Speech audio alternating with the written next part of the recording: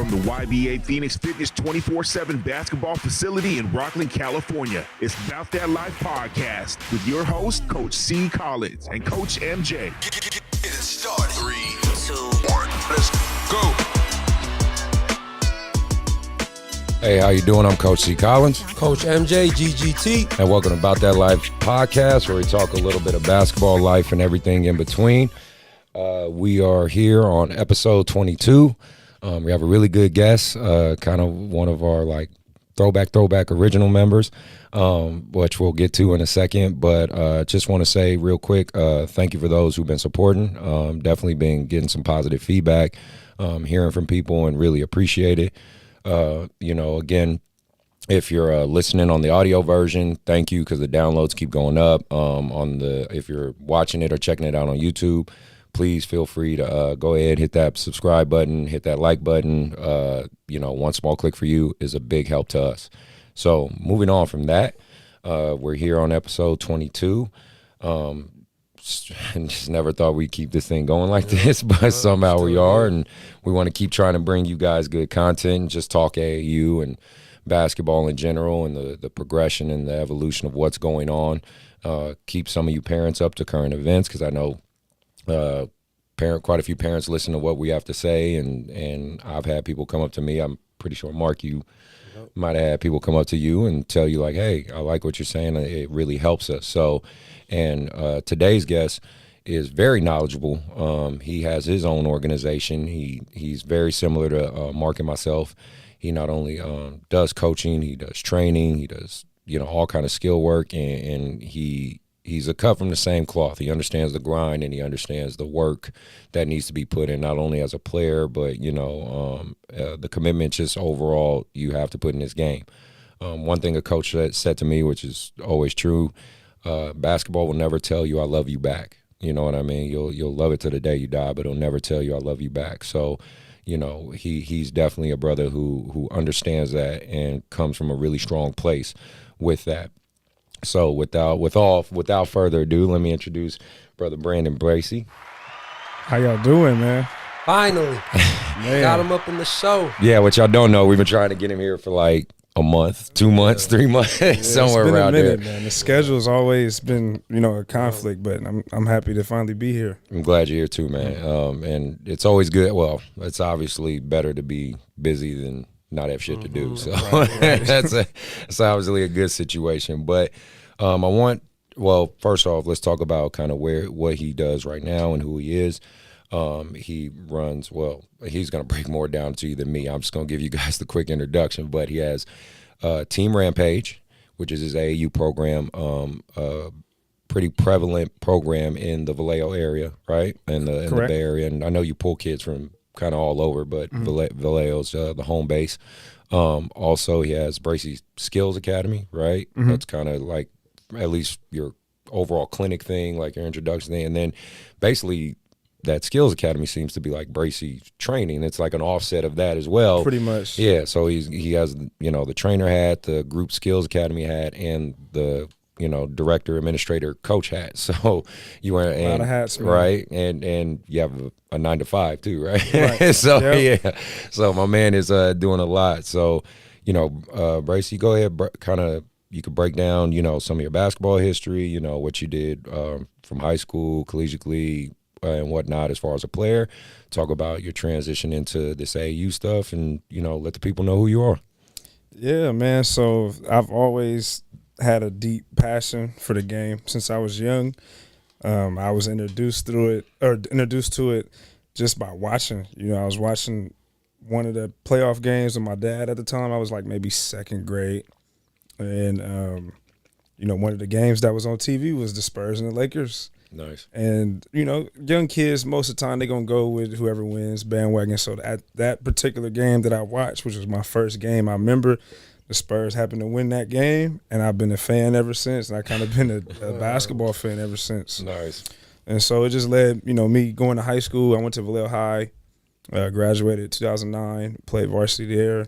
And I moved on to Solano Community College, played there, and then I went to Pacifica College, which is now more of, it's like, I forgot what the college is called now. It's in SoCal, but they kind of switched the names. Yeah. Kind of similar to like Bethany. Right. A lot of issues with small schools. Yeah, exactly. But, you know, I was happy to get some college experience there. And then from there, I kind of just did more research on what you have to do to coach and, you know, what you need to be a college coach. So it just led me to get my degree. Nice. And really, with AAU, man, I had no intentions on doing AAU. It's funny how that starts, right? I really didn't. I mean, sounds like you.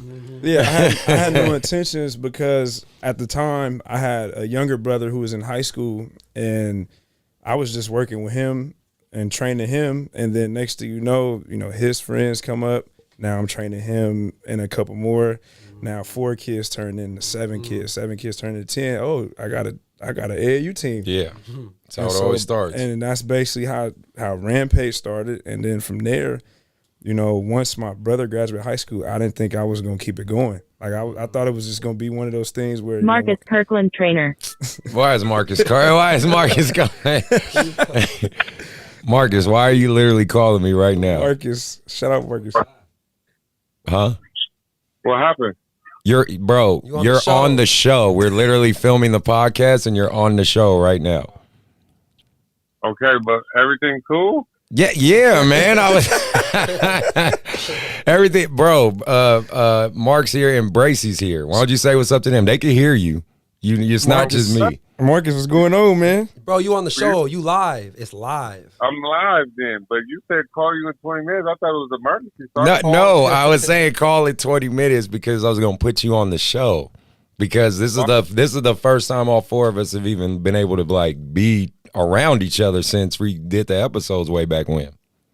Hey, you know what I'm saying? You know, God is good, man. You know what I'm saying? You got any insightful words before I hang up on you, man? No, I don't. First of all, first things first, we need to talk about what the hell's going on with AAU and these kids punching and knocking kids out. I know, right? That's crazy, man. Well, yeah, that seems to be a trend right now. The kids is going D1, so they're going to hold them back 25 times. Yeah, exactly. Oh, yeah. Everybody's getting held back. What are you talking about? It's the Wild Wild West out here right now. So all these coaches care about winning. You know what I'm saying? More than they care about the kids. Yeah, you were there at Soldier Town when I was there. You saw how crazy that was.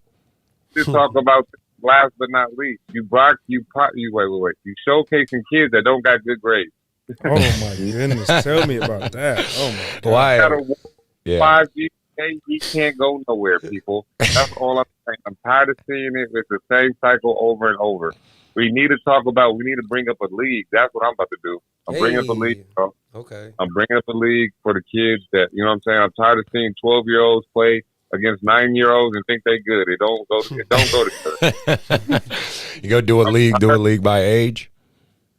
Yes, all age, bro. It's tired, bro. This is ridiculous, bro. It's getting ridiculous. Like, at this point, bro, you can't be 13 playing 10-year-olds. It doesn't go that way. It just doesn't. I'm upset. Y'all don't want me on the show. I'm going in. I don't care. You are on the show right now, so this is going to be recorded. So don't worry about it. You know what I'm saying? It's crazy, bro. This is madness, bro. This is freaking madness. It's getting ridiculous, and it's ridiculous. I like what y'all doing. Shout out Mark. You know, he getting people scholarships left and right. You know what I'm saying? Bracy too. Stuff is growing. Shout out 3 Braids. You know what I'm saying? All right, man. You got that hat on tight, right? Damn. Oh, let's talk about that. I was there in Oakland. I've seen it. I was put you on I realized that wouldn't be a good move. But you live by another day. Yep, you're right. You're absolutely right, man. Well, it's good talking to you. Good hearing from you. We're going to get back to the rest of the show, but glad you called, man.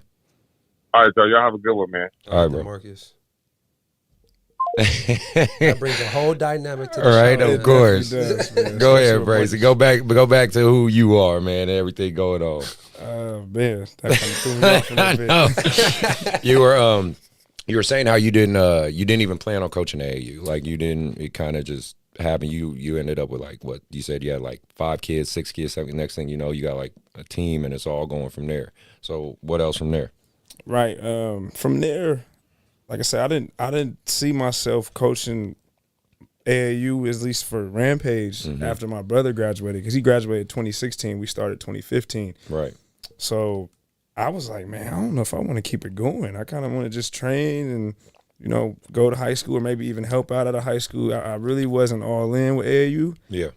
And then next thing you know, like maybe a month after we finished up in Vegas, it was a lot of different kids interested in joining, kids that I've never seen, kids that are from different areas. So I'm like, whoa, let me try it another year. Yeah. Let me see what happens one more year. And if I don't like it, then I'm going to get rid of it. If it keeps growing, I'm going to just keep doing it.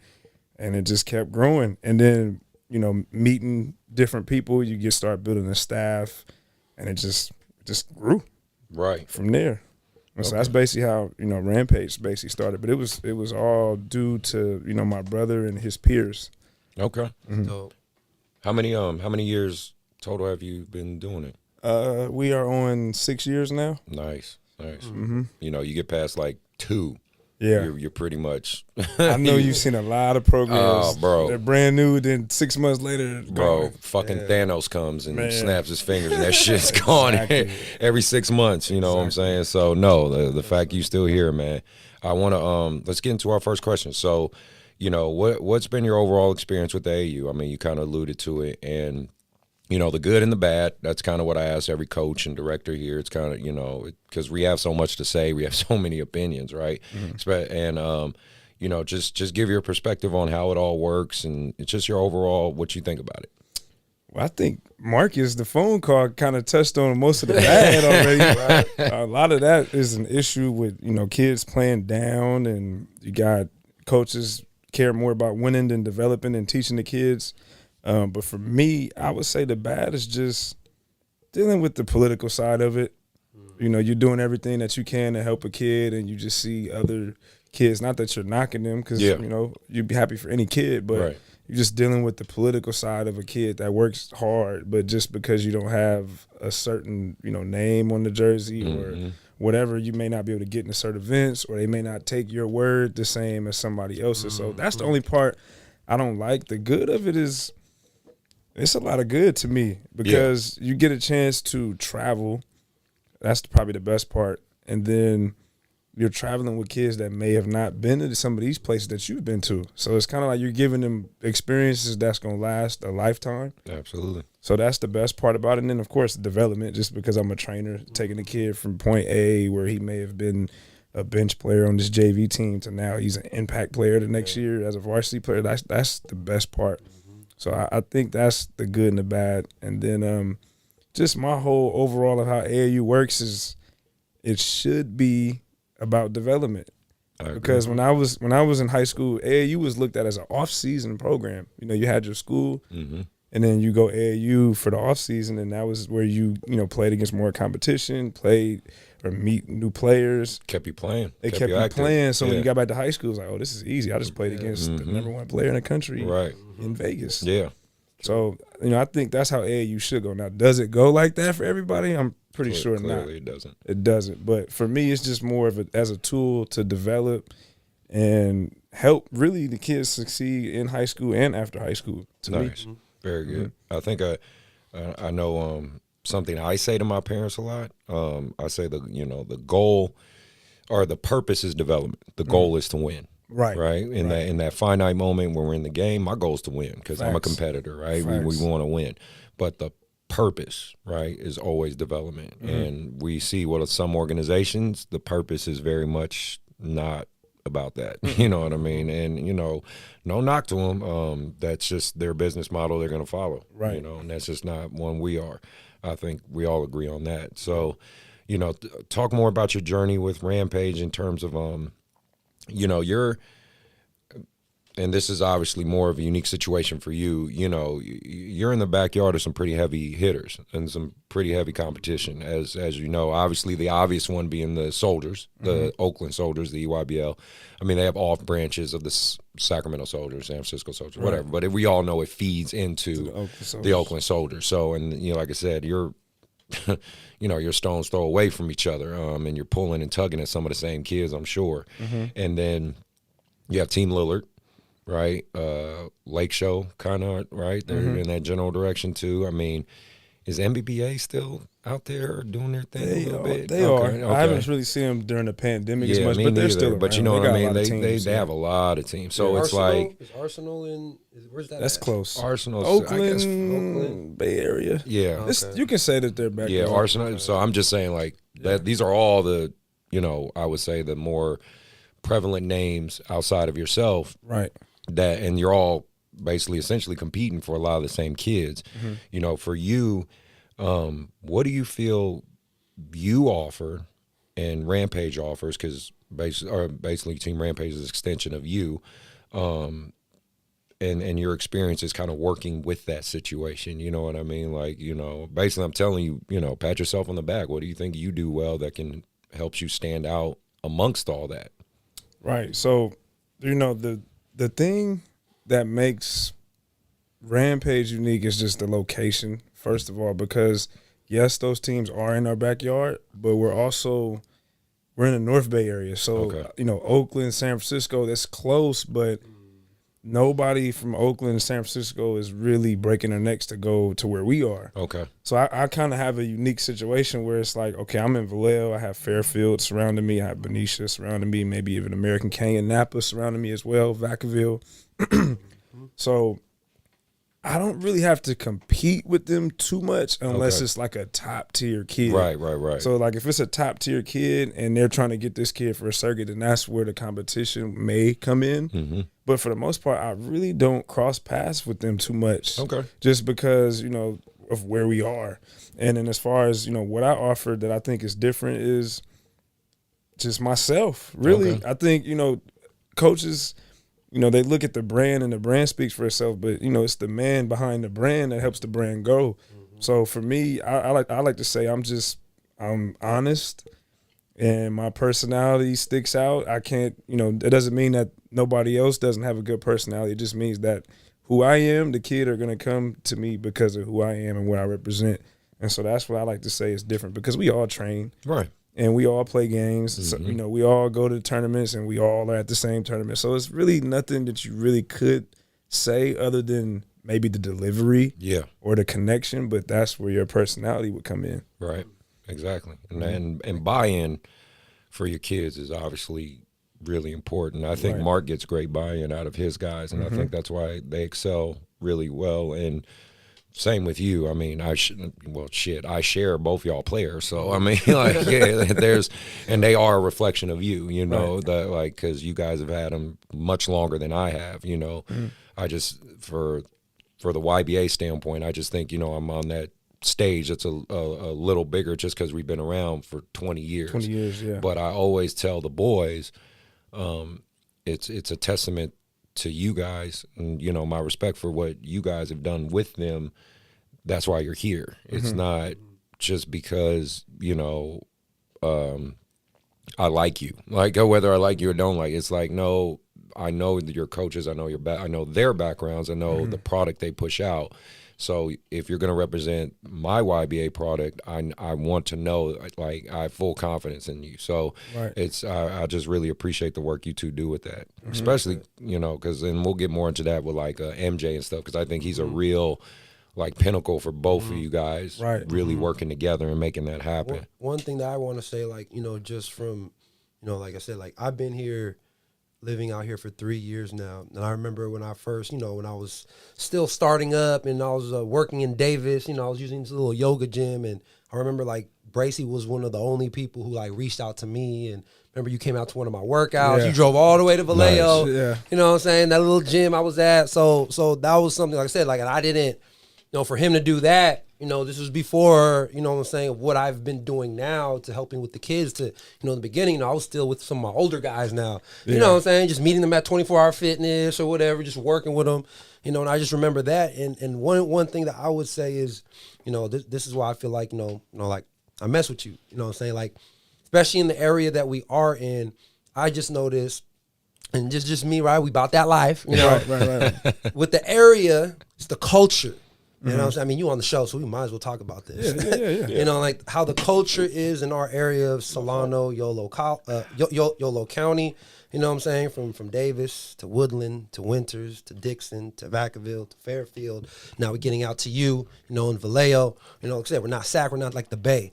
But for you, what I noticed that I like, and like I said, why the kids are drawn to you, and I try to take some of that too, is, like you said, like, I'm just being me. Like, I'm not, you know, of course, still, you know, the old school mentality, you know what I'm saying? Right. Just being 100, it's 2021. Right. The game is changing. Definitely. The philosophies are changing. So I just feel, again, like I said, I'm from Southern California, I'm from San Diego. So when I came here, when we moved out here, you know, just seeing how the culture is, to me, how I am, and I see what you're doing, you know what I'm saying? Like, you're being you, you know what I'm saying? And you're being what the time needs right now, you know what I'm saying? And so that's why I relate to you, because, you know, you keep it 100. You know, you're like for me, like, I feel like I'm a big kid. Like, I'm not, like, I'm still, like, in my mind, I'm still a hooper too. Right. You know what I'm saying? Like, I'm still a hooper. I went through this grind. I know how it was, you know what I'm saying? So I see that in you, you know what I'm saying, with what you do, you know what I'm saying, the Vallejo area and everything like that. So I just wanted to give you props about that. Definitely. Yeah. Definitely, man. And like you said, it's needed. Splash for you, bro. Yes, sir. I like the little splash sound. But nah, I mean, for a while, I think even before, and that's kind of what, that also played a part in me starting Rampage, because I would just sit back and I would just look at the AAU programs in our area, and I'm just like, there's no development. And then you look at the high schools, there's no development. But you have a lot of talented kids. So the talented kids are just getting older, they're just passing by. And it's like, man, how would he be if he had a trainer? Right. Yeah. Or how would this kid, I even now, like, I look at certain kids that come from our area that are older and may even be close to my age, and I'd be like, dang, I wish there was a Rampage or a GGT 10 years ago. What would this kid be doing right now? You're right. Especially like in your area, like what I noticed is, like I said, I'm from Southern California. I just see like a lot of the good, really good basketball is in the Bay. Especially like where we're at, especially where you're at, you get the parents who are from, oh yeah, I'm from San Francisco, I'm from Oakland. They come over here, you know, and that lineage, you know what I'm saying? And I see a lot of those kids in the Vacavilles, in the Dixons, in the Fairfield, especially Fairfield, where I'm like, damn, you know what I'm saying? That kid, he can be nice, you know what I'm saying? And so, of course, like, you see the height, you see the talent, but it's like the guidance, you know, the blueprint, like I always want to say, like, you know, I know with Vacaville, you know, they're big on baseball. Davis is big on soccer.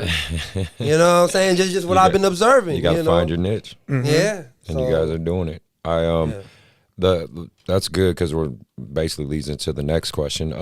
The balance between, you know, trainer and coach, you know what I mean? It is a balance, and that's kind of a really cool situation with all three of us. We are trainers and we are coaches, and we find that balance between both. For you, you know, when you're, you know, Bracy the trainer and Bracy the coach, is there a difference in approach? Is there a difference in dialogue? What would you say is the big fundamental difference? It's almost like two different people. Okay. Because if I'm training you, like if I have a kid and I'm training them, I'm working on your skill. I'm trying to improve a certain skill that may be a weakness. So, you know, when you come to me as a coach, I'm trying to win a game. Yeah. So, yeah, I'm trying to, you know, when I'm training you, I'm trying to improve a skill, but I'm trying to win a game. So, therefore, there's a team element that comes into play. There's strategizing that comes into play. So, it has to be two different people. Because if I just looked at just training, then there would be no strategizing. There wouldn't be me trying to win. I'd just be worried about just you doing what we worked on. But I try to train based on what I would like and another coach would like at a high level. So if I know that most coaches are not going to allow this certain move to happen, I'm not going to work on it. Right. I'm only going to work on things that, okay, I would like to see this kid do this for me, and I know that this college coach would like to see this kid do this for him. Okay. So let's just work on that. Yeah. It's smart. It's an efficient way to look at it. So for any kids or parents out there, you know, that let's say you have a few people listening right now have no clue who you are, or they're just learning you for the first time. You know, kids, parents, a coach, whatever, whoever's listening to you, you know, what would you tell them is like the staple for you? Like what's the legacy you want to leave out there? You know, or the impression, I should say, not legacy, but the impression you want to leave out there for them. I would say the legacy I want to leave is just, hey man, Coach gave it his all to help me become the best athlete I can be, the best person I could be, the best future husband or father I could be, and the tools that Coach Bracy gave me helped me in that. I mean, that's really the legacy, because basketball don't last forever. I mean, we all played, and we've all now here doing what we're doing now, you know. Not saying that we can't still play, but you know, get a little bit of buckets. Northside courage. But you know, we all, you know, you move on, you get older, and you know, like I can remember myself, even though I'm coaching now, there are things that my former coaches taught me that I still carry with me to this day. So I want to make sure I just have enough for kids to say, man, I remember when Coach Bracy taught me this, or we went on this trip and he showed me this, or hey man, my first time going to Phoenix was 10 years ago with Team Rampage. Now I'm here and I got a new job. Nice. You know, things like that. That's kind of the legacy I want to leave. Very cool. Very cool. So when COVID hit, because I want to talk about that, because it had to hit a little different in your area, because I think the numbers, I mean, from what I recall, especially because my mother lives in Oakland, my family, so I just remember Vallejo, the different Bay Area populace just was hit way harder than I think Mark, or for sure myself, being out here in between Rockland and Sacramento. Like numbers were way different when COVID did hit. And you know, I watched you and Mark, you know, from social media basically get real creative on your guys' training tactics, getting kids out there, you know, whether you're doing online stuff. I know you both kind of do outdoor stuff anyway, but you were like doing that more and more and more, because you're just trying to do anything. You made a great post on IG. I remember I talked about it, where you were saying, like, if I'm seeing my rival guys work out at the park, like, I'm calling my teammate, like, hey, these motherfuckers over here working. We need to, like, put in and work. We're not going to use this shutdown as an excuse not to get better. And I just thought that was really cool. I mean, I just wanted you to kind of touch base on that. You know, since it did get hit pretty hard, you know, what innovations or new things did you think you kind of had to think outside the box to keep the wheels turning, right? Right. Man, I just remember, like, when it first started, I was just like, dang, I got to cancel everything I scheduled. Damn. So that was the first thing, was Rampage had to go completely out, because I didn't know what was going to happen. Exactly. So we had all these, especially for Myron. Like, you know, Myron was talking to, like, Sac State at the time, so I was already, like, planning certain events and out the door. So for a while, I would say about the first month, I didn't do nothing really the first month. But then I'm like, you know what, nobody's at this park. Let me see if I can train. Right. I mean, because, you know, for a while, I mean, it was cool when the shutdown first happened, but after a while, I was like, okay. It was months. Yeah, it was like, it's time to go outside. We got to do something. Yeah. So I trained one kid, and then next thing you know, 4 kids came. Just kind of like how Rampage started. 5 kids come. Next thing you know, we can go full court now. Okay, so now we got 5. So then it just became something that it was just part of my day. Like, get up in the morning, train outside, post it. I mean, it wasn't like we were, you know, getting ready for no tournaments. Right. Looking back at it, it was really fun because there was nothing on the line. No pressure. It was no high school game we're getting ready for. It was just getting the kids better, keeping them active. Man, and that felt good, man. But, you know, like, back to the post, you know, it goes back to what Mark was talking about with the culture. Like, that's what's wrong with our area.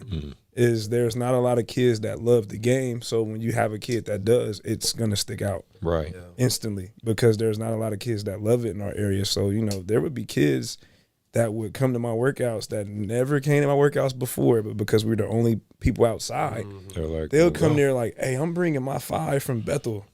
I'm like, oh, okay, hey. Let's 5 get to work. is up here. We can have a little 5-on-5 outdoor game. Like, so we was trying to recreate, like, the new 2021 or 2020 at the time and one mixtape tour. Nice. Man, I remember those days. Yeah, man. I mean, because I think everybody was. I mean, because even with Mark, like, the guys he had outside when Marcus started doing his open gyms, the 5 that he had outside was at those open gyms. The 5 that was outside with me were at those open gyms. And it was just like Courtside. yeah, a lot of guys got better out of that. Good. Yeah. I mean, again, like you said, you find out who wants it and who doesn't. That's one thing COVID did show. You know what I mean?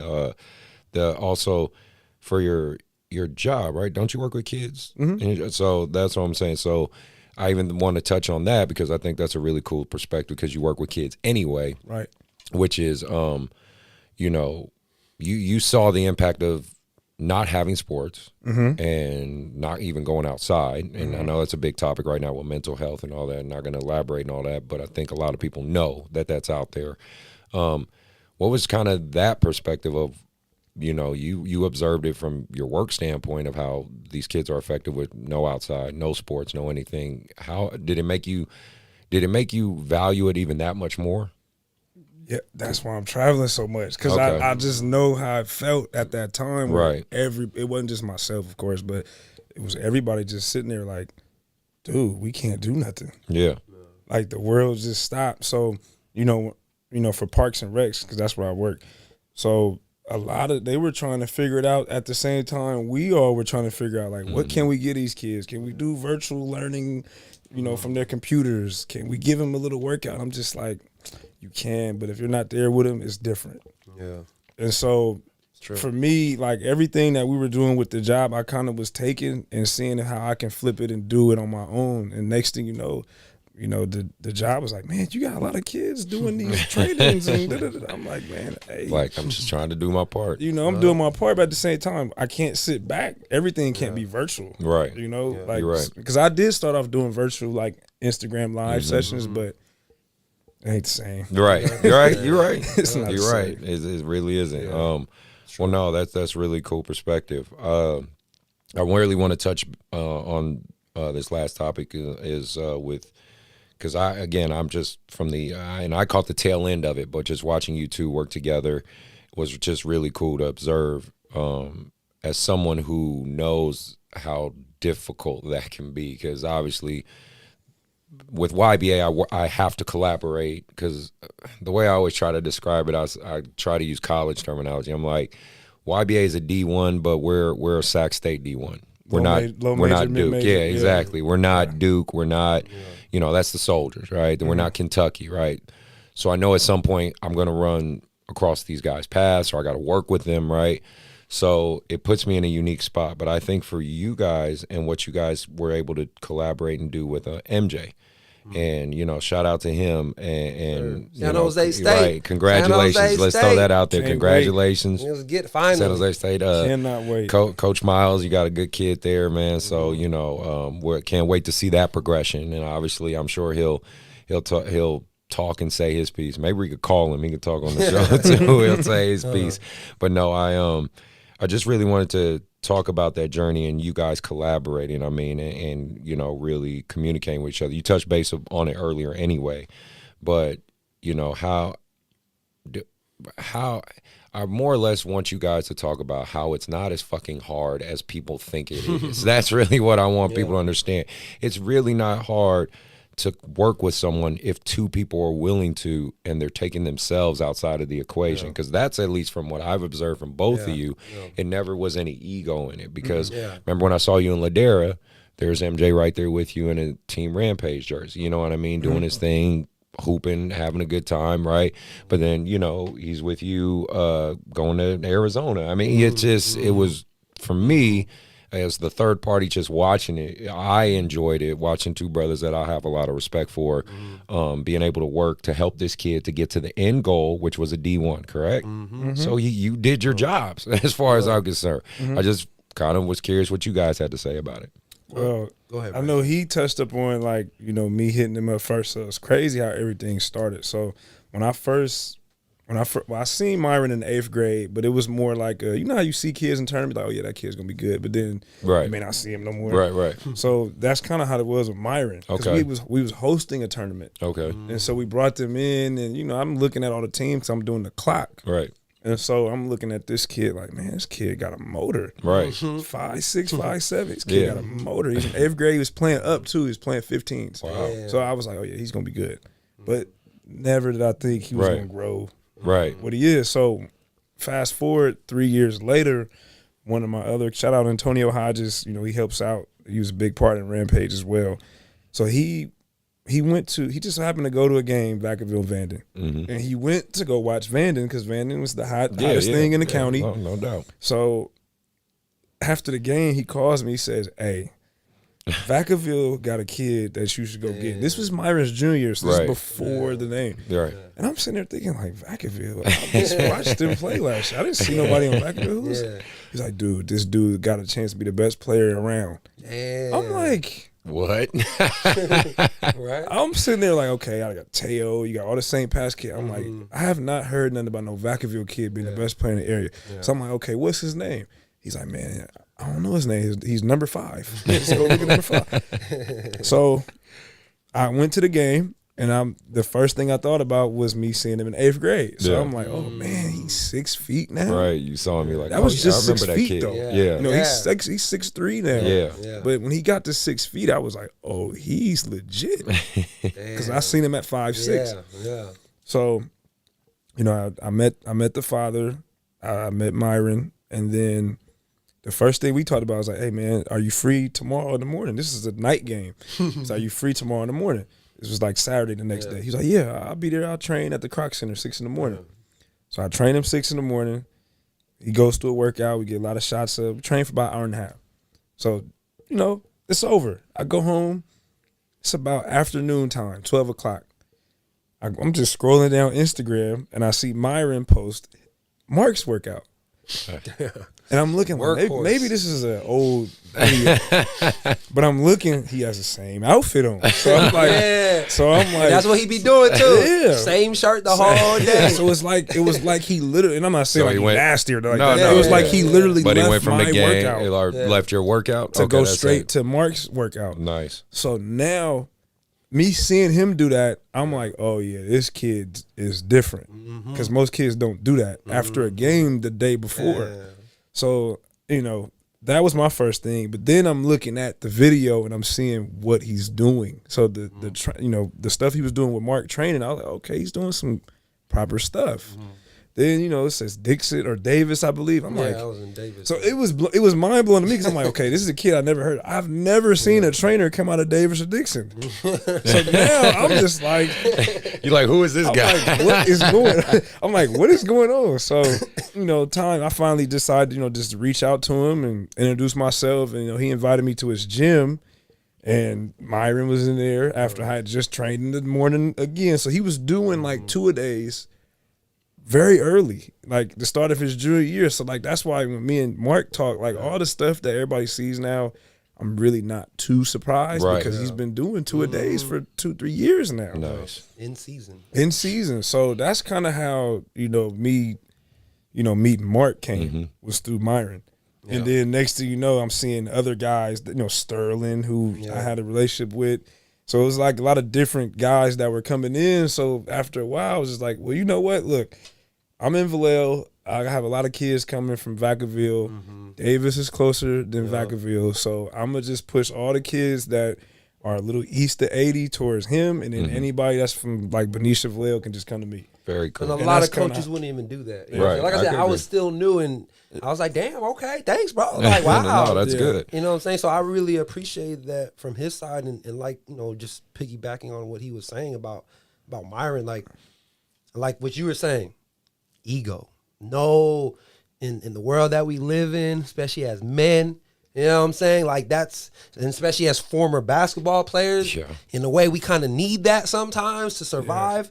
But in our reality of just, you know, if you take that away and just being, you know, a higher self, like you can accomplish even more. And so with him, just knowing how MJ is, you know what I'm saying? And of course, like, I wasn't doing no AAU stuff, and with what he was doing with Rampage and connecting me with some of his kids around my area and everything like that, where when it came down to MJ, it was just like, all right, you You know what I'm saying? Like he said, like I would see, okay, he's working out with Bracy, or now it's the point out we know the schedule. You know what I'm saying? When he gonna go to you, when he gonna come to me. Right. You know what I'm saying? Understanding like, okay, like this is what they're working on. And to me, like, you know, I like it as a challenge of like, damn, like we can really work on this kid. You know what I'm saying? Not just from the training side, but, you know, our connections and the people that we know. Like, we can now start helping a kid like this together to where here we are 3 years later and he's playing in the Mountain West. You know what I'm saying? And he's still in our backyard and we can continue what we're doing to help him. And from there, it's going to inspire all the other kids in our area. So, yeah, man, things happen for a reason. No, and it sounds like it does. Hold on, we should be live right now, so I guess someone's. Hello?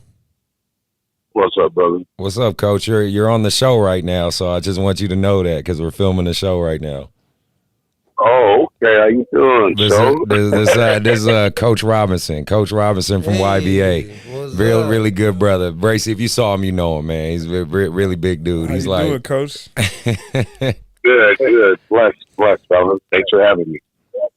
you got anything you wanna throw out there real quick, Coach? Well, we were just talking about, you know, different AAU stuff, but since you got a couple minutes, you called in, man. Why don't you go ahead and throw some knowledge out there? He's like the Mike D'Antoni of YBA. You want an offensive play? You want a great offensive play? You call this man. You know what I mean? Well, thanks for talking me up, Coach. All I got is Coach Collins. He is the face of YBA. He has taken YBA to another level. His intensity, his attention to detail, and his player development is second to none. And that's all I got today. I appreciate that, Coach. People would just call me fucking crazy. I don't know if they would call it player development, but I do appreciate that, Coach. All right, brother. Give me a call when you come to the show. All right, man. Talk to you soon. All right, bye. Stamped you. Yeah, no, he's a good dude. He was my mentor when I first got here because he's been at YBA longer than me. He's like Coach Shaw, the OG dude. He's like that OG guy. So he's been my mentor big time ever since I got here. So like, well, no, I'm glad you guys talked about that. I mean, you know, I think that's just huge. I want people to hear that you guys are a living testament of two people can work together, really step outside themselves. But again, it's a personality thing. It really takes two selfless guys that really just are like, because again, I coach and do this shit because I just enjoy it. You know what I mean? At the end of the day, I enjoy it. It's fun to me. It's you know, the competitiveness, the community, like just seeing you guys around the way. Like I said, I see you more out of town than I see you like in a town. Like I see him in Arizona, I see him in LA. It's like, you know what I mean? But it's good. It's like I'm glad to see you. I see you out there and just see you thriving. And it's like, Mark, you're starting to get into that circuit some, man. So it's like I wanted people to hear and know that, because you hear so much of the negative side of it, of this coach is poaching, or this coach is talking shit about this coach. This trainer is talking shit. You know, Marcus, he'll be the first one to talk all about that shit. But I wanted people to actually see an example of what could happen when two guys work together. Right. I mean, and really, those that are like that, they got to question themselves too, because at the end of the day, like if they played basketball, they know they had a lot of coaches. Yeah. They never had one coach. Yeah. They had their, their high school or college coach, then they had their trainer that they might work with, then they have this other guy that they, former AAU coach, like even guys in the league, they got the player development coaches on staff, you got your head coach, then you have your former coaches, high school, AAU, then you got other trainers that you may just meet along the way. Like everybody got a role. Yes. And at the end of the day, like you can't train the kid all the time, all day long, every year, every step of it. It's not going to happen. And I mean, well, it also comes down to like, what's your motivation? Is your motivation money? Or is it actually about the kid? And that's, that's for each individual person to figure out. I like to think of us more. We're more, we're servants of our community. Yeah. That's really what we are. You know what I mean? We serve the community. Of course, we got to feed our families. We got to take care of home. But, I think Will Smith said it, and he said a lot of profound shit, even though he's been through it as of late a little bit, but he did say, he said, if you're not living your life in servants of others, you know what I mean, you're missing out on something. You know what I mean? Because to me, it's the givens. Like, of course, we're gonna take care of our kids, we're gonna take care of our families. Like that's the given, but taking someone else on who has no blood ties to you, but taking that task on to say, hey, I'm going to try to help this person become a great person. I just think that's a really profound effect. So I really hope people hear that message. Overall, before we move on to all the other stuff, what's your end goal? I mean, what's the end game for Bracy? For me, I mean, I used to have an end goal. Like, I used to have, like, I want to coach, D1 or maybe be a, player development coach in the NBA or something like that. I used to have that, but I mean, recently I've learned, like, it's really not about the goal. It's just more about the journey. Yeah. And whatever you pick up along the way and wherever journey it leads you to be, that's what's going to pretty much happen. Like, for me, I didn't plan on doing AAU, but now AAU is something I might just be doing. Hey. That's pretty good. So it's just kind of like, whatever the journey takes me, whatever people I meet along the way, if it leads to a better opportunity, then that's the opportunity I'm going to take. But till then, I'm satisfied where I'm at right now. All right, man. You got plenty of fans, so keep it up, bro. No, that's good, man. I want to talk hot takes. Want to get into that real quick.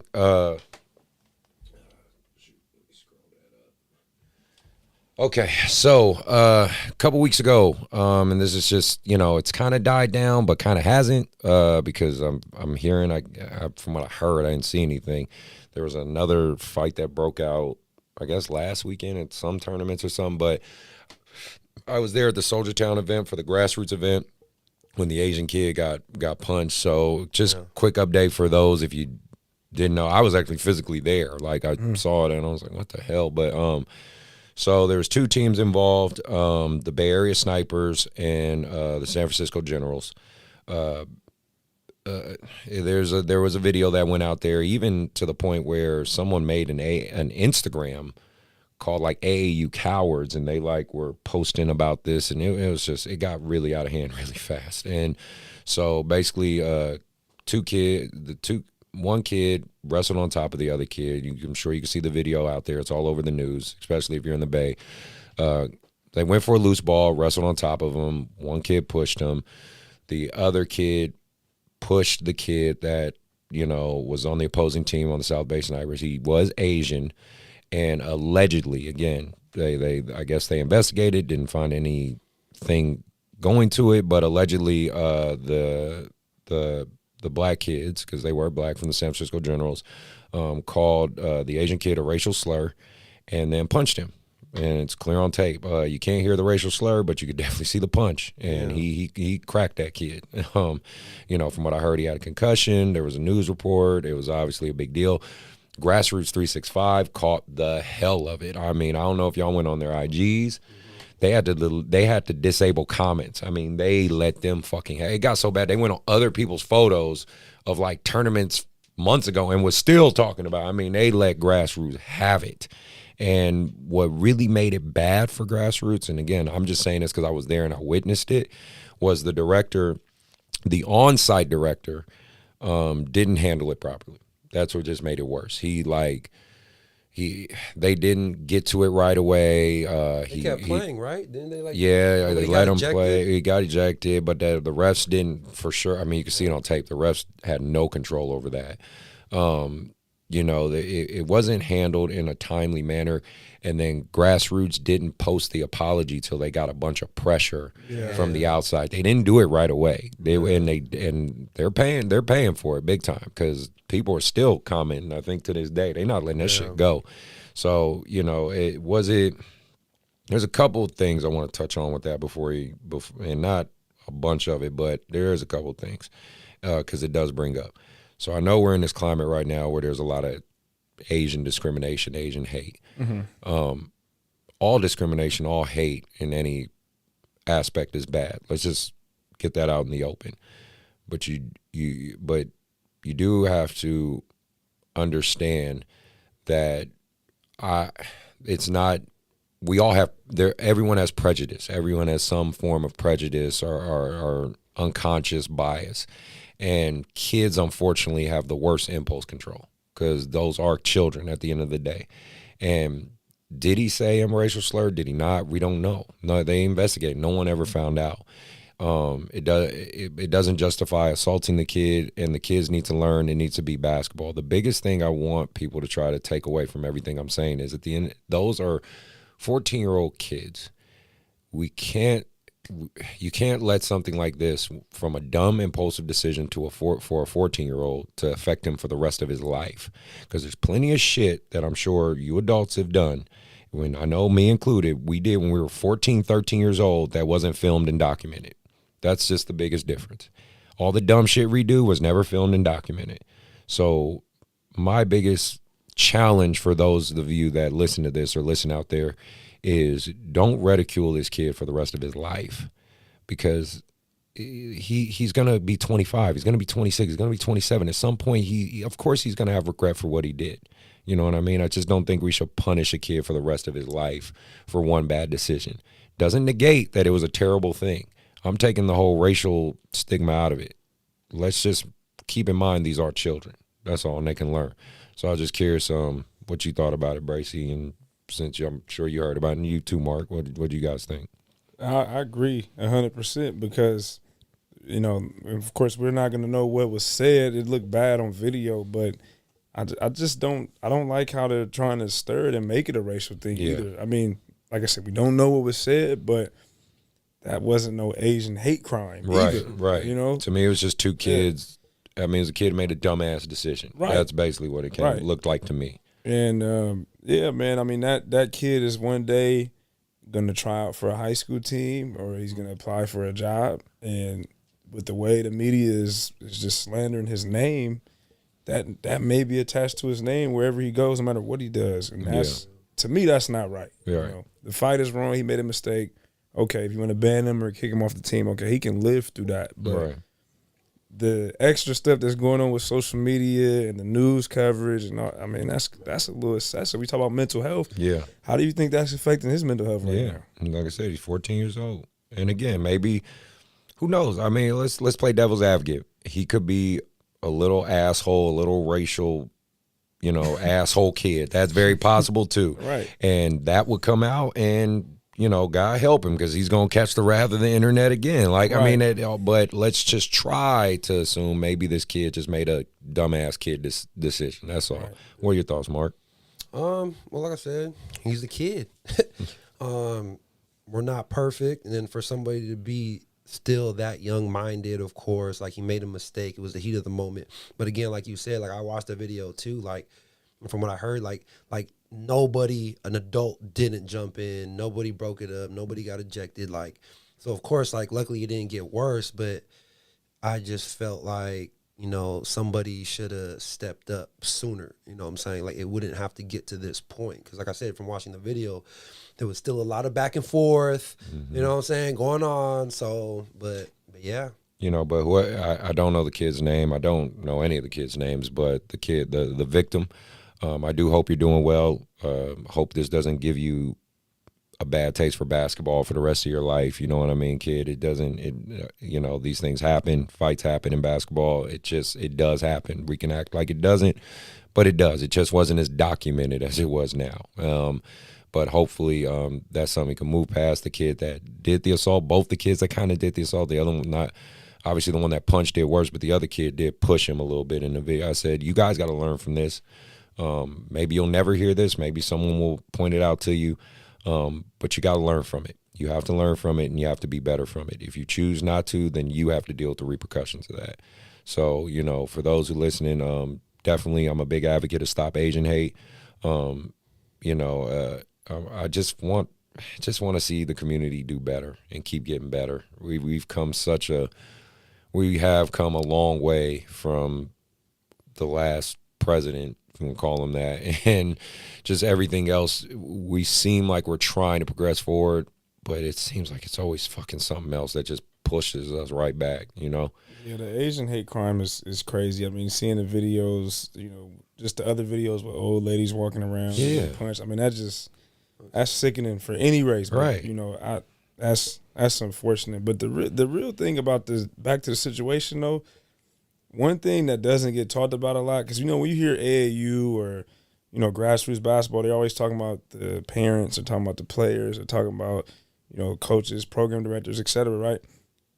We have to do a better job with these referees, man. Oh man, Because that's where a lot of the fights start. Yeah, True. When you don't control the game and Yeah. you have, you know, teams fouling or getting chippy, that is gonna happen. yeah, And I mean, I've seen worse. I mean, referees, they got to do a better job controlling the game. But then again, you also can't 100% blame the refs, because a lot of them go out there, they don't really have no training. right. They're just doing it because, oh yeah, I can do it. I can call Make that. I a, can make a little bit but of there's money. no real training. Yeah, You know, and that to me is a bigger problem at AAU that people really, you know, try to kind of sweep under the rug. Refereeing is an issue. and I talked to my buddy about it, who was a ref, Carson, and he was like, he saw the video and he was like, yeah, man, the refs didn't have control. They should have. And he said, but at the, you know, his defense was like, well, refs aren't security guards. I was like, I get that to a degree. I don't think a 12-year-old, 13-year-old, 14-year-old is gonna like really try to stand up to you and start fighting you. I mean, if you try to break it up and he starts trying to fight you, that kid's got more fucking problems than you know than just a heated basketball game. He has some serious issues. Obviously, it gets a little more complicated when a kid is like 17. You dealing with some, you know, fucking giants at this point. Yeah, okay, I get it. But, you know, I think 14 and below, you have to go in as a referee or an official with some form of like, I got to keep these kids safe. Right. You know what I mean? That should just be like the number one in your head, because they are kids. You know what I mean? No matter how big, no matter how tall, no matter how whatever, they're still kids. You know what I mean? So, yeah, I think you made a great point with that. Yeah, I mean, there's also, you know, I've seen fights break out even when refs had the game under control. But if the refs had the game under control, you would have saw one of them refs in that video. Yeah. True. Yeah. I mean, just because there's rules as a referee, all 10 players must be in front of you, no matter where you're standing. Nobody should be behind you while you're up the court. So it's just basic rules that all referees should know. And I'm not just knocking referees in this situation. I'm just speaking in general in AAU.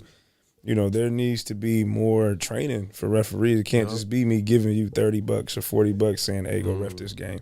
Well, and I know they always keep talking about there's a ref shortage,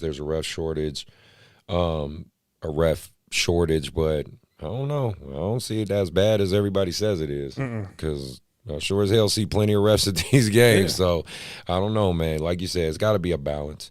But moving on from that, let's talk the NBA a little bit, right? Let's get to the fun stuff. Get to the NBA. Yeah. So congratulations and, you know, splash for Mr. Westbrook. He passed Oscar Robertson for that triple-double. So, you know, good job to you, sir.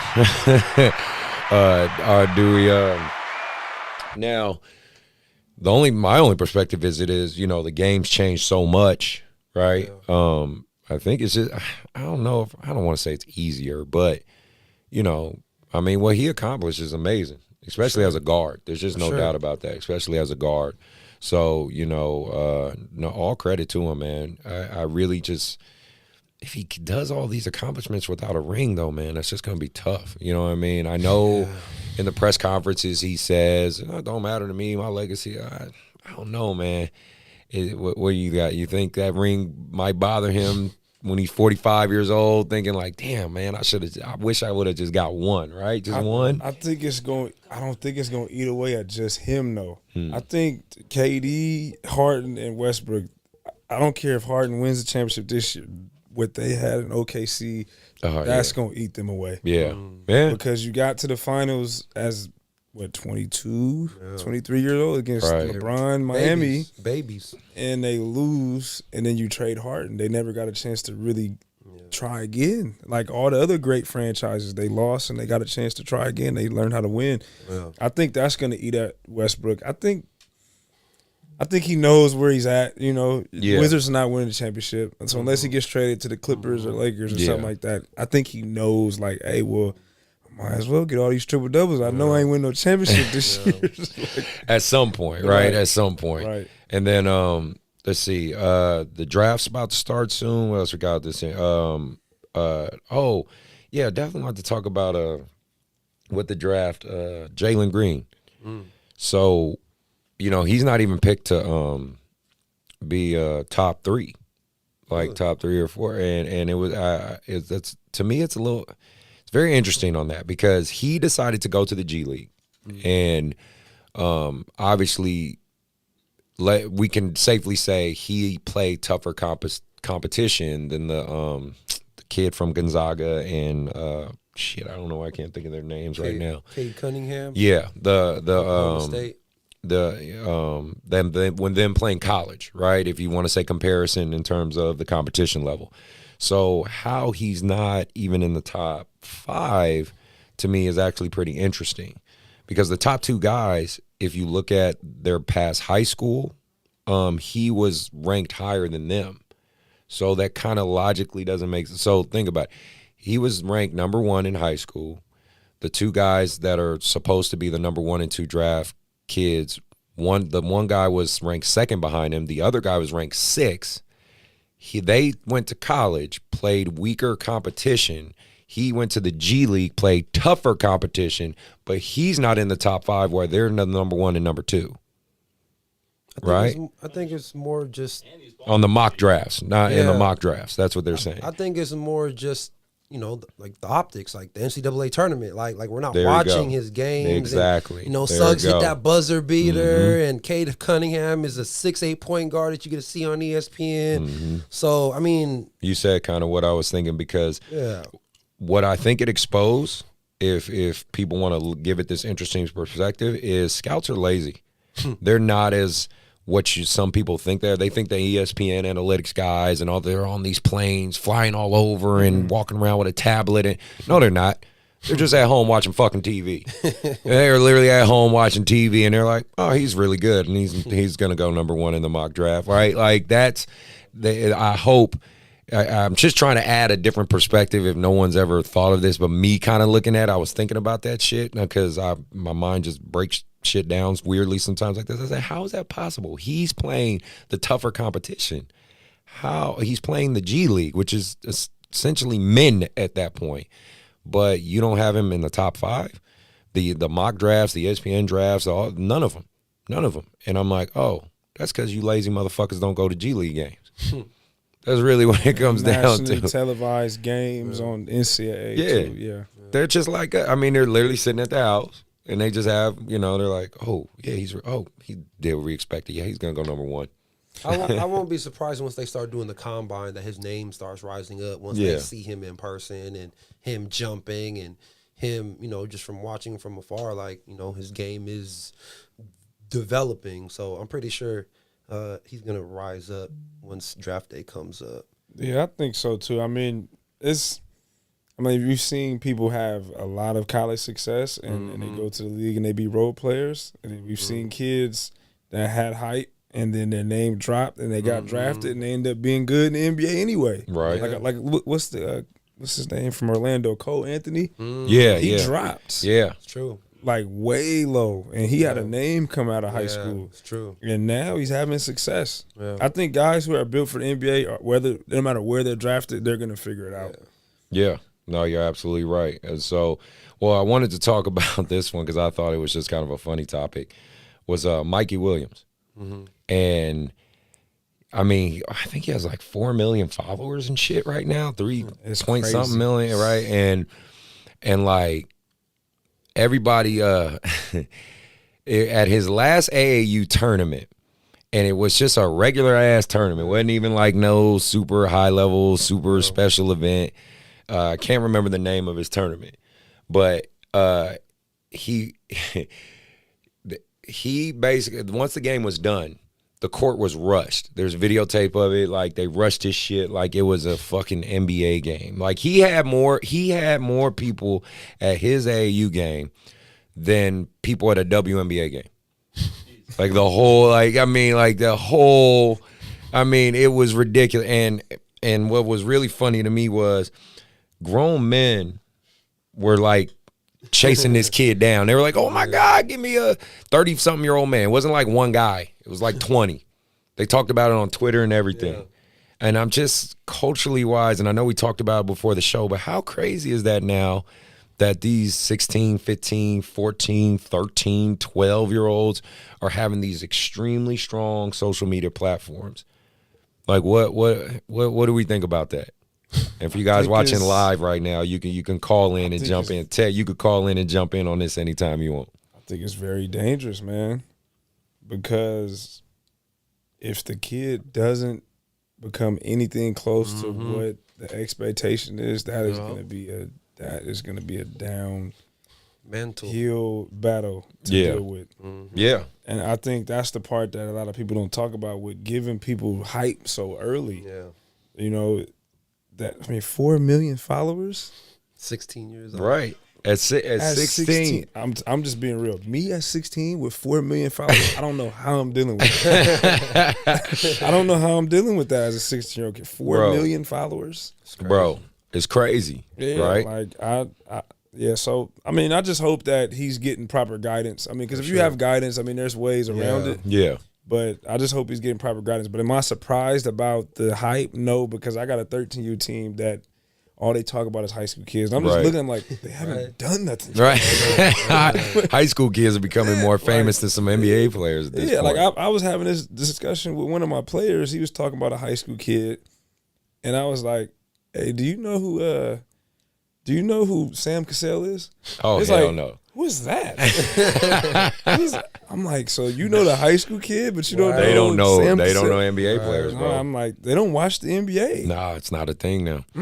What about you, Mark? What do you think about these kids getting all this hype? It's like I said, man, it's a new generation, and I feel like the kids who are living in this generation and who are talented and who are smart, like they're being I can just tell like they're being strategic with it too. Like they see that the platform that they have, especially with social media, you know what I'm saying? Like, okay, let me just I don't know, it's just the personality. You know, you can hear it in the rap. Right. You know what I'm saying? the punk rap kind of stuff. And like that's just what these kids love. And to me, I question it, but I don't hate on it because at the end of the day, like it's not going to change. You know what I'm saying? Yeah. Our parents were looking at us back in the day, you know what I'm saying? Talking about what we were listening to, how we were dressing, what we were doing, you know, and then now with the social media era, like, it's like, man, it's on steroids. Right. So, I mean, but you get paid for your likeness now in college. Yeah. So it's kind of cool to build your resume up before it is. You get paid. It's become a money mark. I mean, AAU and the hype around it has become a marketing machine. Yeah.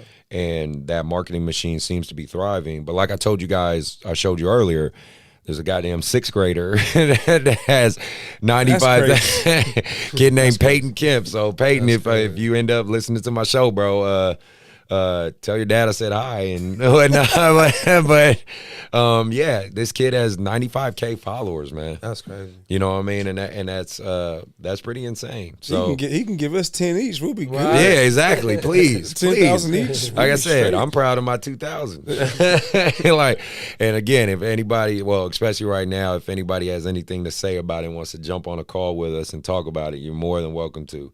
Shoot me a text, shoot me your number, and give you a call. You can jump on the phone and give us your perspective on all this stuff, especially the media stuff, because that's the biggest thing we want to talk about, especially you young guys. If I know plenty of y'all is awake, so why don't y'all tell us how does this shit work? Where y'all hyping up more high school players than y'all do NBA players? Maybe y'all could fill us in on that.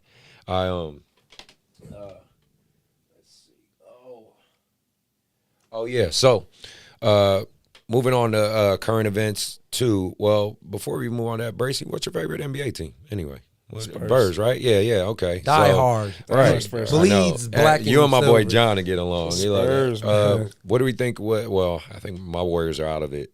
I don't think we're going to make it. I don't think the Warriors are out of it. We might end up playing y'all in the playing game. When then you got Donovan Mitchell out too. That's scary. Yeah, it's true. Well, you know, in Steph we trust, I guess, because that's what it's going to have to come down to. But like, for the Lakers and the Nets, man, you know, I saw that meme of AD. Where they basically cut Mr. Glass's head off and they put AD as Mr. Glass. Oh, yeah, man. What are you thinking for your Lakers, Mark? Man, we just trying to get it. We need to make sure we in the playoffs. Okay. Because the way everything's looking right now, you know what I'm saying? It's a little rough. I'm kind of nervous. I just need AD and LeBron healthy, and then that's it. What do you think about the Nets? I mean, the Nets going to be in the finals. You still think so?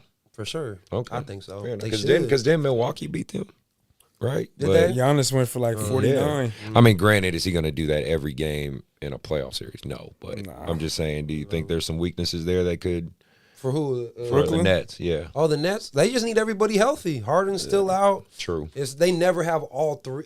I think there's a 10 games or something Yeah, like that. Yeah. like under 10. I think that they've been together. It also depends which ones are out, though. Right. Yeah. Right. I feel like James Harden with one of them is a problem. Yes, For sure. I agree. Just Totally because agree. of everything that he does. Yeah. I'm not. It's a couple sleepers though that I'm not like. In the East? Miami's kind of doing the same thing they did last year. Lately, they're winning Yeah. late, and I like the Knicks too. Yeah. I mean, I don't expect them to beat Brooklyn in a 7-game series, Yeah. but if Brooklyn's not healthy, Yeah, for sure. They believe right now. yeah. Makes sense. That makes sense. So I mean, it's really just seeing how it all plays out. Well, moving back to AAU, so high level tournaments are starting back up. Just for updates for everybody, keeping you guys updated as usual. What I mean by high levels, you have the Compton Magic tournament, which I'm about to take my team to Memorial Day weekend. You got the Bigfoot in Vegas is going to be hitting up in July. These are probably some of the tournaments you might want to check into, Mark, for sure, because July's the big month. That's the month that It's gonna be bigger than ever this year. Though, it's just gonna be because insane. how long it's been since a live period's happened. Absolutely. The San Francisco Soldiers, they're doing the July 4th deal. I'm going to that again. I think I did it last year, and so it's kind of cool to see a lot of the big tournaments kicking back up. You know, in our area and all across the country. It's already kind of started in Arizona and those places, but it seems like it's really kicking in more and more. Mark, last time we spoke, our last episode was before you went to Arizona, right? With Danny, or was that after? Yeah. So how I wanted you to kind of talk about that experience and the travel and whatnot. So that was our first, it was the West Coast Elite Spring Invitational. So originally we were supposed to have 20 guys, you know what I'm saying? I signed up our 16U and 17U. This was because we didn't think there was going to be no high school basketball. So Right. in my mind, I'm like, all right, well, shoot. You know what I'm saying? Like, let's get together. Let's prepare. Then high school basketball started. Kids were starting to practice with their teams, scheduled. I started slowing down from a training standpoint. And then, of course with MJ got offered. I was like, yeah, you don't. That's why he was with us with Arizona to come support and film. Right. So I was like, okay, we don't need you. Yeah, exactly. And then so after that it got down. And one of my other top guys, Kendall, he got hurt, and I did not want him to play. I saw that. Yeah, he got an MRI like last minute. He was cleared, but he was on one leg. We had 10 guys, and so some guys had to do both. So we didn't have no bench for either team. So if the time conflict, which would happen, we were just, we were beat up. Okay. Like kids were beat up, and at the same time, for a lot of the other kids I was training, like I said, it was a good time for them to, like, here's your chance. I had a couple kids who did choose the AAU thing instead of staying with their high schools. And from a competitor standpoint, I was very pissed. I was very disappointed. From a development standpoint, like, I know at the end of the day, like I said, for me, it's going to weed out the kids who I believe that are going to continue to grow and get to the top. And I think it was a reality check, just being 100 for certain kids. We're like, okay, yeah, this ain't for me. You got to be dogs, man. You got to be dogs. So that was my Arizona trip. All right, cool. That's good. At least they learn, right? Yeah. The only other thing, last thing I want to talk about before we go to respectfully disrespectful, but I wanted to talk about this is a decision I'm making. I'm going to get vaccinated. I know I haven't talked about that much. I've talked to a lot of nurses and doctors, and I only brought that up because I know you're like super anti-vaccinated. So that's why I wanted to talk about it. Because I do, me, I want people to hear your view and standpoint on it, and I do get it. Believe me, I do, because, you know, I very much so. I think I told you this. Well, you and Ty, I think you've heard this on the show before. But you know, my mother was a Black Panther, so right, so she ingrained a lot of that shit in me. And so, in terms of our history, our cultural history, and especially our history, you definitely know, our history in with, you know, Black people and medicine. We'll just call it that, medicine and the medical world. Between the Tuskegee experiments, and I'm very skeptical. But I have talked to a lot. Like, obviously, I'm waited. I've talked to a lot of nurses, you know, doctors, brothers and sisters that I've trusted and known, and things like that. And a lot of them are saying the Pfizer one, the Pfizer vaccine is like the one to get and should keep you healthy. But I think I'm gonna do it. I'm more leaning towards doing it. I can't say I'm 100% sure, but I think I am gonna do it. I'm just curious, kind of, you still feel the same? Because I know you've been a proponent of not necessarily doing it, but have you thought about it a little more now? I have thought about it. I'm not gonna lie. I've thought about it more, just because. I mean, I'm seeing everybody else do it, and it's not that I'm trying to do what everybody else is doing. I'm just seeing, okay, maybe. Well, you want to see how it's going to affect them. I get it, because I'm watching. My mom got it. My grandma got it. I'm watching them. I'm like, okay, I love you, but I'm going to see what happens. But every time I say, okay, I may get it, every time I say that, I look at, like, the ones that got it and see how it's affected. I'm like, dude, I'm not getting no shot that's going to make it. Because I watched, like, my girl got it, and she was just, like, she was in chills. Her arm was hurting. I'm just sitting there thinking, like, yeah, I'm not getting that. You're right. I got the wifey scheduled it for me. You know what I'm saying? So we all got ours, but my arm was hella sore. That's what she told me. That's what she told me. Yeah. I thought somebody, like, socked me. I thought I worked out. Like, everybody's different. Like, my wife, like, I was sore.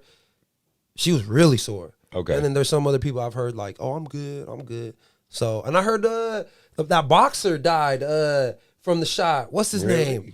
Hagler. Oh, yeah, Marvin Hagler. Shit. He got it, and he died from it. Oh, my. See? So, I don't know, man. I don't know, brother. He was like 60. 60. He's still pretty young. Okay. Like Fair. Yeah. That's not too old. No, that's not.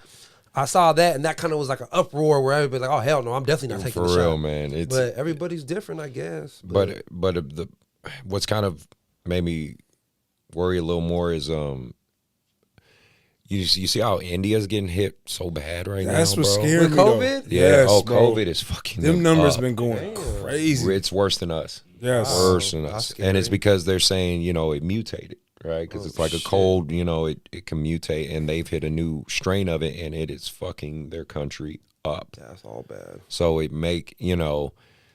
that's what made me lean more towards like might do it because you know what there's, at least from what my nurse friends and everyone explained to me, they say the Pfizer, you know, it basically protect it, like the way the COVID virus is, it has the little sticky crown things or whatever, it protects you from those. So that way, even if it mutates, it still can't do anything to you, right? So I don't know, man. I'm definitely more leaning towards doing it, but I'm damn sure scared. What about you, Ty? Well, I teach, so you had to do it. You had to do it. You're right. It's getting to that point, though. Yeah. I mean, pretty soon, I'm pretty sure you're not going to be able to get on the plane. Right. And when that happens, I'm like, all right, let's go get the shot, y'all. So, the reason I got vaccinated so I could fly. And Okay. they were still like, COVID test, Mexico, do that now. shit, man. That's crazy. That was the way. I'm telling you. So, yeah, I mean, it's getting to that point. But, you know, shout out for those who are doing it and the doctors for doing their job, man. That's all I can say. There's for respectfully disrespectful. I kind of want to. It's kind of an interesting.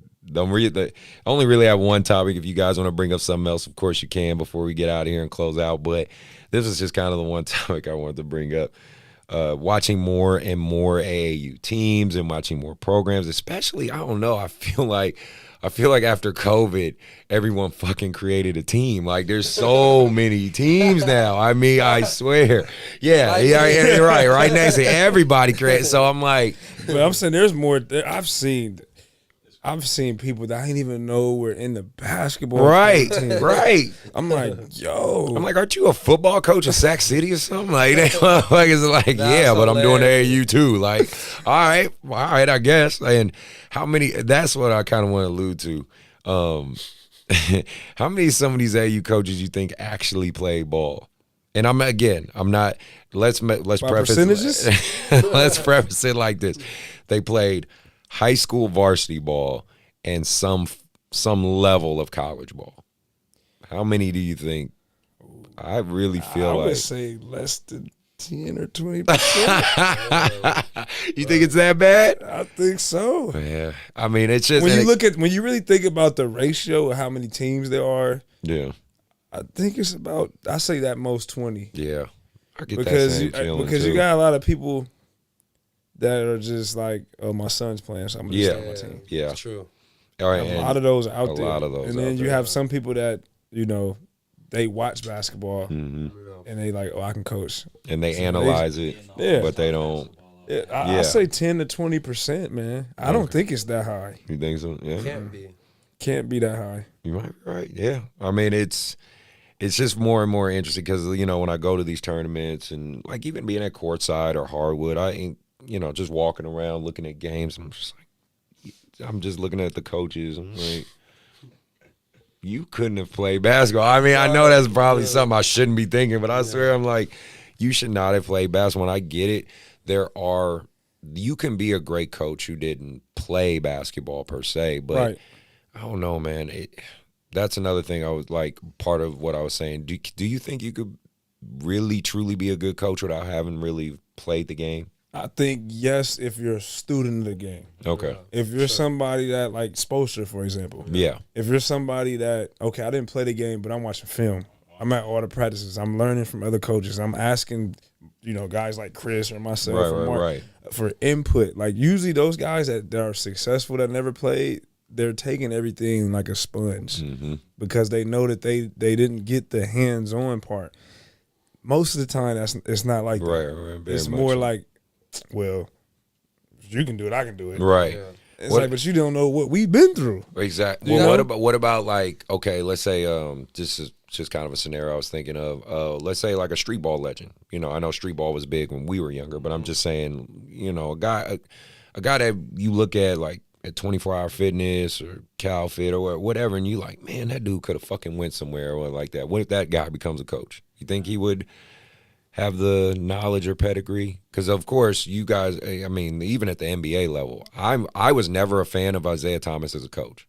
I did not think he was a good coach at all. Right. But he clearly was a good player. He's a good player. Yeah. I think, okay, for the street ball reference, that person, I mean, because it's different layers of coaching. Right. So it's like, that's the type of person that if I'm a GM, he's probably going to be better in player development. Yes, because he can recruit guys for you. For one, he can recruit, but if he's a good hooper, experience or no experience, then we need to learn how he plays. Right.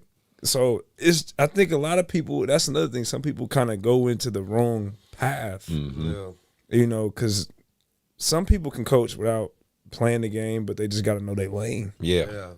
If I'm a head coach and I didn't play or I don't know that many X's and O's, I'm going to hire an assistant coach that's the best X's and Smart. Well, that's right. Well, that alludes to kind of what you. I mean, that's exactly what you did. Like you were like, I need to learn and build my pedigree as a coach. So you got two guys who were already in the coaching field, and said, hey, I need you guys to.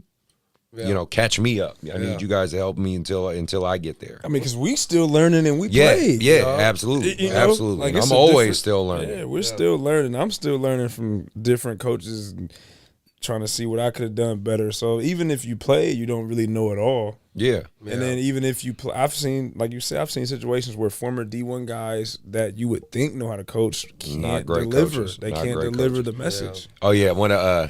Since you mentioned that, and I know DT gonna be mad at that shit for me, but yeah, DT was getting his ass beat over there when he was coaching. Of course, so DT, my boy Darian, he played D1, played pro, 6'10" cat. He played why am I not thinking of his goddamn college? Arkansas. There we go. Arkansas Razorbacks. He was getting his ass whooped when he got into this coach because I brought him as a YBA coach, and Yeah, D, you know I love you to death, man, but you was getting fucking destroyed. And he didn't know how to handle it because he ain't used to losing like that. It's a different type of game. So he's like, how the fuck are we losing to all these? I was like, bro, coaching is not the same as playing, man, because you got to our words are power. Yes. We have to you have to figure out how. And again, I always talk about the psychological component. You really got to figure out how can you psychologically tweak this kid to do what you want on the court, because we can't physically be out there, right? But you have to invoke these adjustments and changes. You know what I'm saying? So I just thought that was pretty interesting. It takes time, though, man. Yeah. You know, to find yourself, though. You know, to find out what you feel is, you know, your voice on how you deliver certain things, because it's man, coaching is hard. It is. It really is. And you still got to coach against the opponent. Yeah. And adjust to what they're doing. Exactly. You know, even though you might have your players and they might be prepared, but another team come out there and do X, Y, and Z, you got to make an adjustment. You got to sub. It's a chess match, man. It is a chess match. Yeah. What about you, Mark? What are you overall thinking about it? I just feel like what you guys were saying, I feel like in my personal experience, like, I feel like some of the best coaches are the ones who have played, because you bring in the element of the life experience. So like certain things, like, yes, first of all, you got to be, if you haven't played, you have to be a student of the game. Like, you have to be a nerd. You have to be obsessed with learning. So, you know, that's the X's and O's side. You know what I'm saying? Maybe even a little bit with, even with skill development, because you see a lot of trainers now who've never played, and they just fucking watch YouTube videos or whatever. And then they just, I think that's different. I don't think that you can. See, that's the thing. I don't think you can train if you haven't played. Yes, I would agree with that. Yeah. Or how about this? You also, even as a trainer, have to understand you have to develop different training style. You have to, because, like, for instance, what do you do when you get a big, right? Or what if you have a kid who's more, or a person, I shouldn't even say a kid, but a person in general who's more of a back to the basket type player. I know that's kind of becoming extinct, but you still run across them. You know, you can't say, all right, I'm gonna train you like a guard now. All right, we're gonna take away everything you like to do and I'm gonna make you a fucking point guard. Like, no, you know what I'm saying? I think because there are some trainers out there who I think train according to their style of play, and I think that does a disservice sometimes to the kids, because you do have to adjust that as well. But like going back to the coach thing, but yeah, you're right about the whole training thing too. But even with the coach thing, like, a person who understands X's and O's who hasn't played, because there's been a lot of those coaches in the NBA, but if you have the coaches who have played and who have the life experience, and they also study the game, you know what I'm saying? You bring that all together. Those are the coaches, if you really look at it, from the Phil Jacksons to the Steve Kerrs. I know Coach K used to play back in college for like Army. You know what I'm saying? Like, Pat Riley was a good player. Pat Riley, you know what I'm saying? Like, those coaches, I feel like I know for me and I know for you and you as former players, like, because we've went through the ups and downs of our careers, like, we can dig deep and bring that type of delivery to the kids and tell them stuff where they're looking at us like, well, damn, he ain't lying because he went through it. You know what I'm saying? So I feel like those, to me, what I've noticed, you know what I'm saying? Like, I feel like those are like the best coaches. Or like you said, like for me, I started my AAU thing, like, I didn't know nothing about no X's and O's. And, you know what I'm saying? I'm thinking as a player, I'm thinking about the skill development side. So, of course, I bring on, you know what I'm saying, shout out Coach Tyler. You know what I'm saying? I bring him on because he knows all the X's and O's.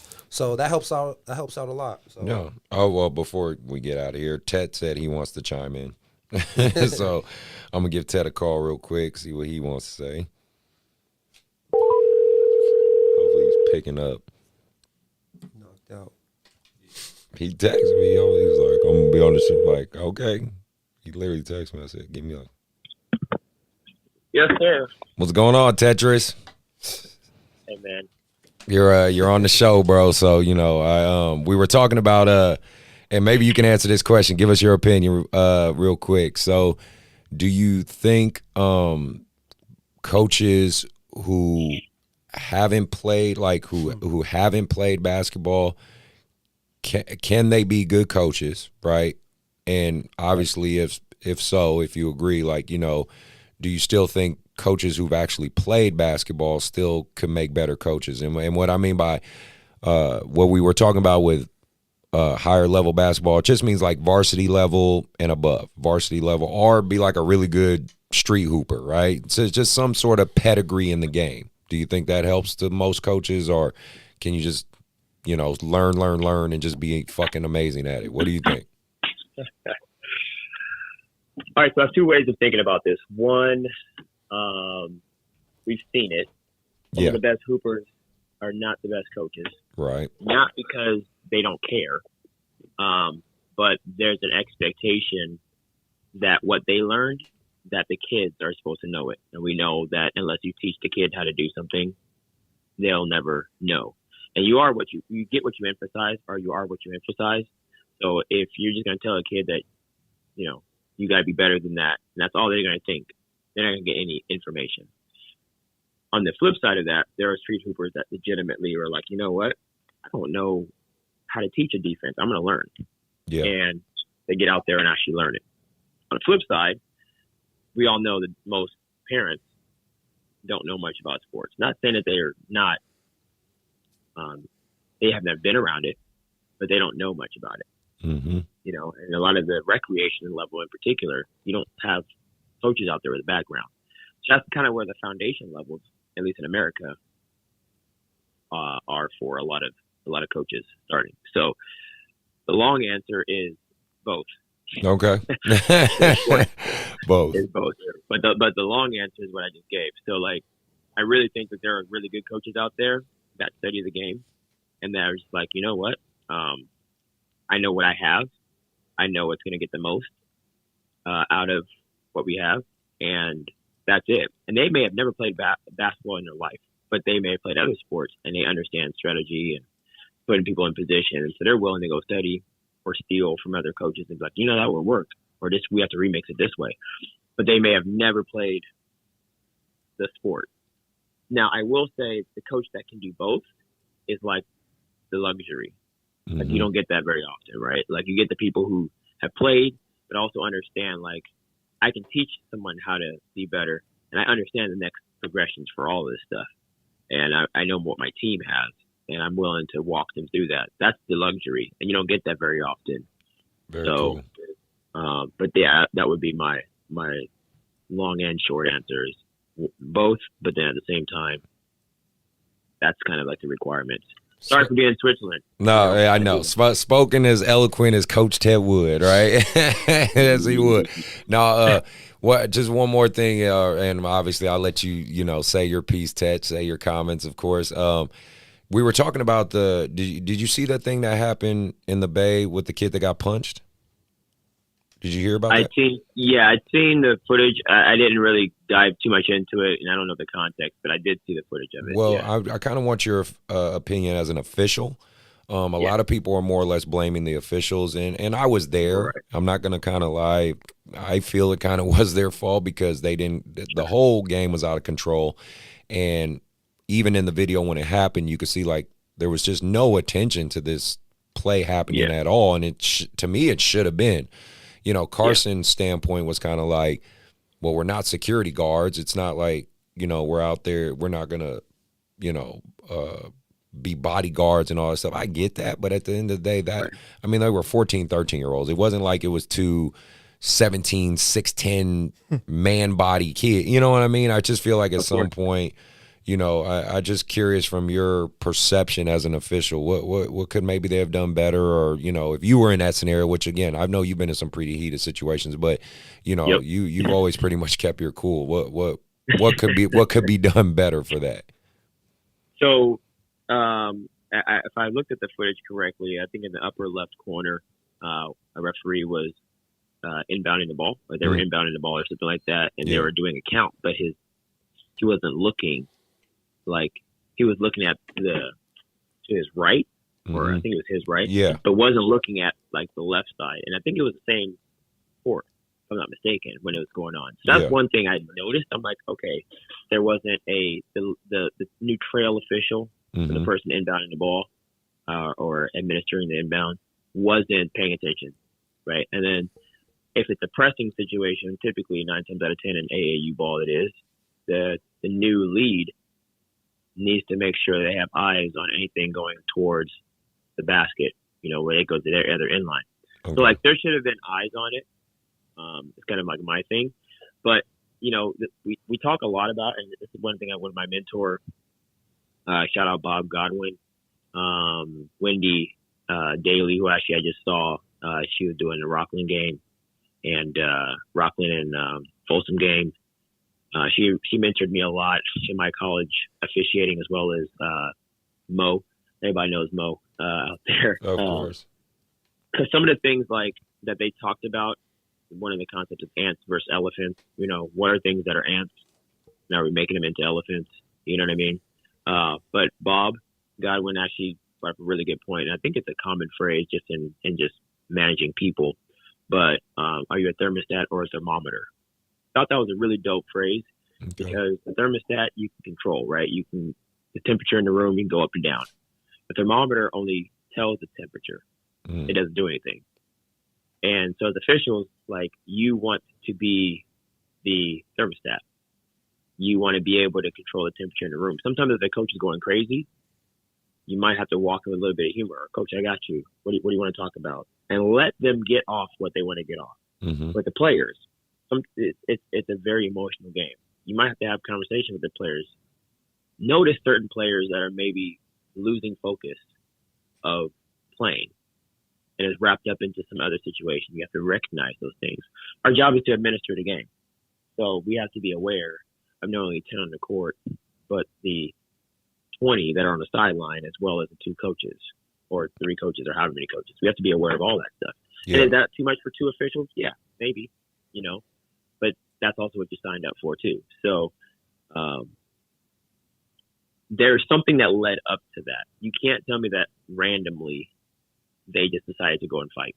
Right. There's always a precursor, or there's always some sequence of events that happen that when you look back at it, you say, I didn't address it, right? And so what you address, you allow. What you allow, you endorse. What you endorse, you end up getting.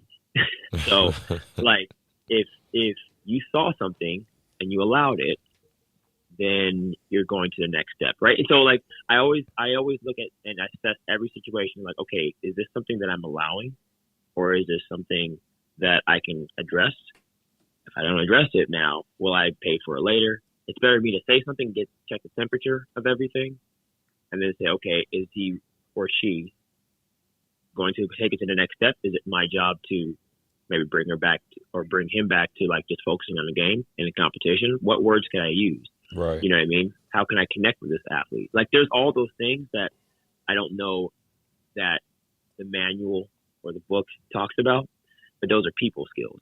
So there's no way 12 and 13-year-olds just all of a sudden randomly want to fight just because they want to get out there and play. You know what I mean? That was just being unaware as officials. And I don't disagree with Carson, but I think that there's other stuff with it too. Right. You know what I mean? Well, I like your perception, man, and I appreciate you adding that bonus. Thanks for taking my phone call and saying your wise words as always, man. We always appreciate you, Coach Tet. Hey, man, all I know is that this is the 3rd time I've done something for you, and I still have green M&Ms. Oh, here you go with this shit. Why? Can you Why stop? is a hard thing to do? Can you stop being bougie, brother? All right, man. I appreciate you. I'll hit you up later on. All right, bro? Yep. Talk to you later. All right, man. So, with that being said, it's getting hotter and hotter in this fucking room. Sorry, y'all. It's summertime, so that's when it's winter. It was actually all right. It was tolerable in the winter. Now it's getting hotter and hotter. But no, definitely appreciate the people who did call and the people who said what's up. I want to try to make that more of a trend in our shows, because definitely think that's a cool little interaction, a little way to get some insight from the outside.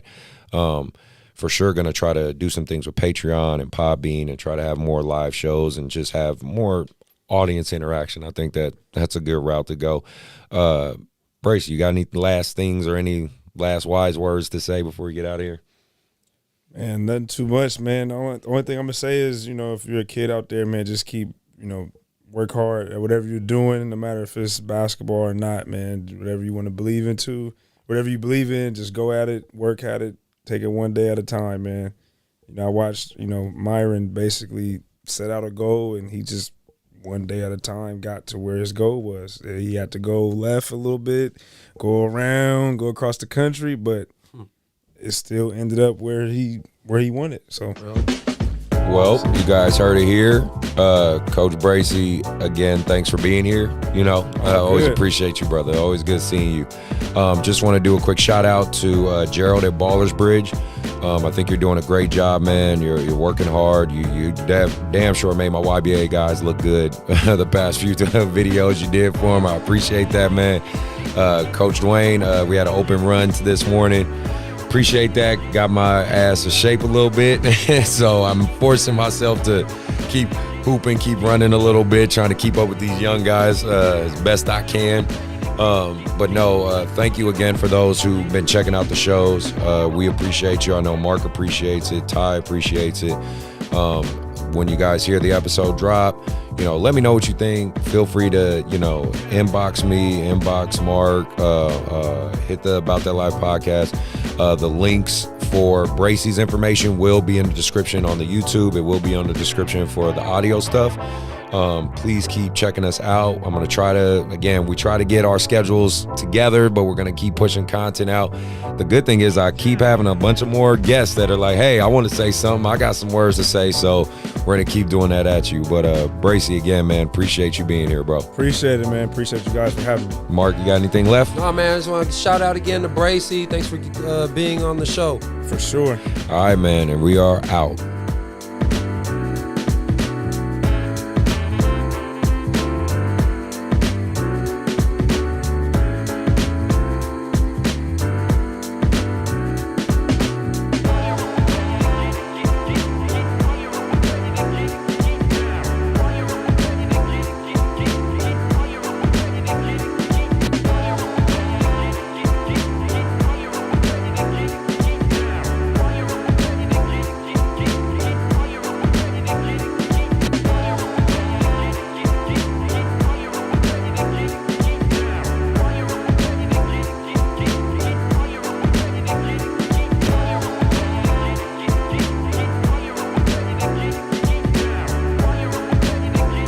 Hey, you reached the end of the video.